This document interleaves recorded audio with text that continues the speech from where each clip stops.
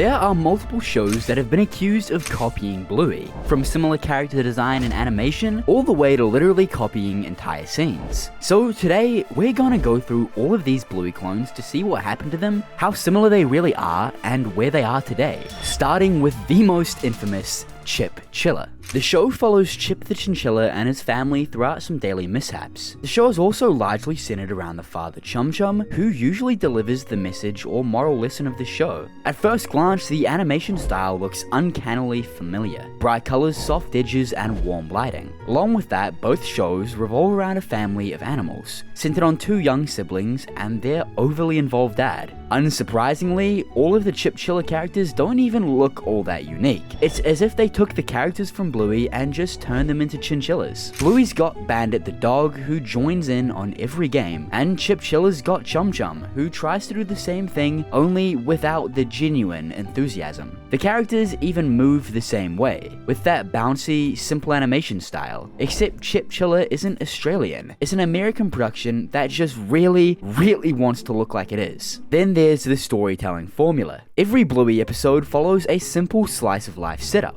Small problem, family fun time, and a gentle life lesson. Chip Chilla clearly copied that structure, but something must have gotten lost in translation. The tone, the rhythm, the warmth are all missing. Bluey's lessons feel organic, like you just happened to learn something while laughing. But Chip Chilla's lessons feel like they were almost AI trained. Even the sound design feels like deja vu. The soft ukulele background music, the upbeat transitions, the exaggerated character expressions, they are all lifted straight from Bluey's playbook. And don't get me wrong, there's nothing wrong with being inspired by something that works, but at some point inspiration turns into imitation. So yeah, calling it a Bluey clone isn't an exaggeration. Honestly, I think it's a little generous, because while Bluey is a reflection of real family life, Chip Chilla is more like a reflection of someone watching Bluey for 5 minutes and just figuring that they could probably do it as well. And what makes it worse is that Chip Chilla used to have its own identity. If we look back on the pilot episode, its art style, animation, even the characters felt like they had their own substance and personality. But somewhere along the line, Bluey exploded in popularity, and you can almost see the moment the creators changed it to become the unrecognizable ripoff it is today. And here's the thing, Bluey became popular because it was natural, fun, and it felt like genuine family life, just turned up a little bit. Chip Chilla doesn't feel natural at all though. In the end, Chip Chilla isn't even just heavily inspired by Bluey, it's trying way too hard to be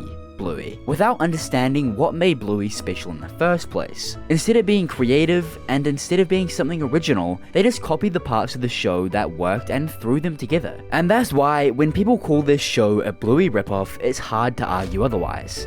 Fortunately though, since its release, it has been cancelled and taken off of most streaming services, and honestly, for a pretty good reason. However, while everyone was focused on the very infamous Chip Chilla, another blatant knockoff was happening on the other side of the world. From Taskin Studios in Kazakhstan, a show by the name of Kunshik Ter. And moving forward, I would like to deeply apologize to any Kazakhstani viewers for my potentially terrible pronunciations. However, I will always try my best. Now, unlike Chip Chilla, which looks like it's trying to be its own thing on the surface, Kunshik Ter looks like a blatant knockoff at first glance. But when you look a little deeper, it's actually kind of good. Don't get me wrong, I do believe it is a knockoff of Bluey, just by how similar they look. It starts off by letting us get to know the main cast, Sulu, Lala, and Tima. Their names alone sound like something out of a cozy fairy tale, and their personalities match the colors they represent. Lala is brave, always diving headfirst into situations. Sulu's a bookworm, and very calm, very curious. And Tima, well, he's a bit of both.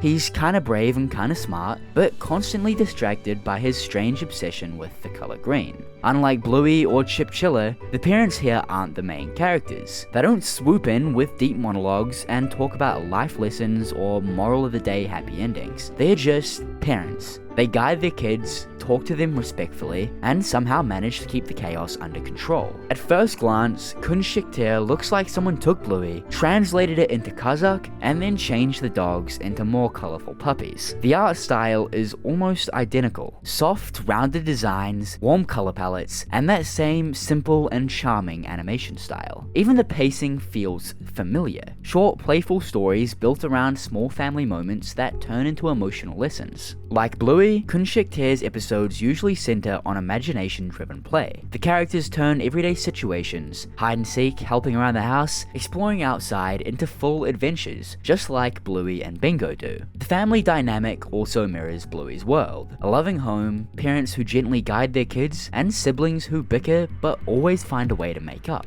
Even the tone feels straight out of Bluey's universe. Gentle humor, soft background music, and that cozy sense of warmth that makes the show feel like a bedtime story. But where Chilla copied without soul, Kunshik Ter at least seems to understand what it's actually imitating. It feels like Bluey, for sure, but it does it in a way that feels more like homage than theft. And that's something really hard to do when you're trying to imitate a cultural phenomenon like Bluey. And I wanted to figure out if this show was still being produced today. From what I found, it still seems to be under Taskin Studios' list of animation projects, which means season 2 could be on the way. However, the next show accused of copying Bluey is Blue's Clues. Now, when you heard me say that, you may think it sounds completely backwards. Blue's Clues came out decades before Bluey, but when you actually look at the two side by side, the similarities are kind of hard to ignore. Both shows follow a cheerful blue dog who helps kids learn about the world through everyday experiences. Both use warm colors, gentle voices, and a calm, educational tone that somehow manages to keep both toddlers and adults hooked. If you look closely, Blue and Bluey aren't that different personality-wise either.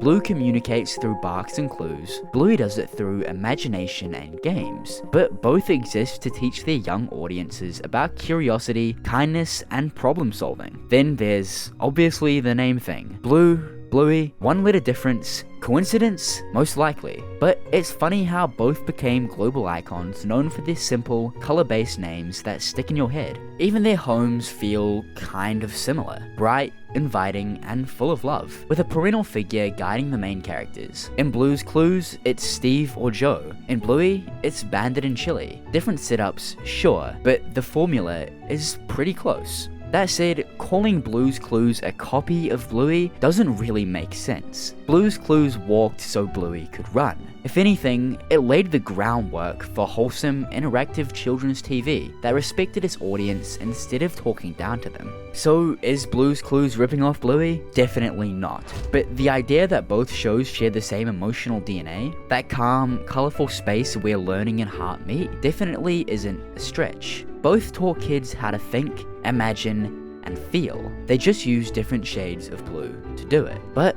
we have to ask one last question. Why does every show try to copy Bluey? It's not just because it's popular, it's because it quietly changed how kids' TV shows are created. It's not just animation style or global success, it's everything that children's TV usually isn't. From its sincerity to heartfelt messages, every episode and every frame has serious care go into it. That is what makes it such a special show. And for every series that tried to copy it, they seem to miss the obvious fact. Without the heart, a knockoff will always be a knockoff.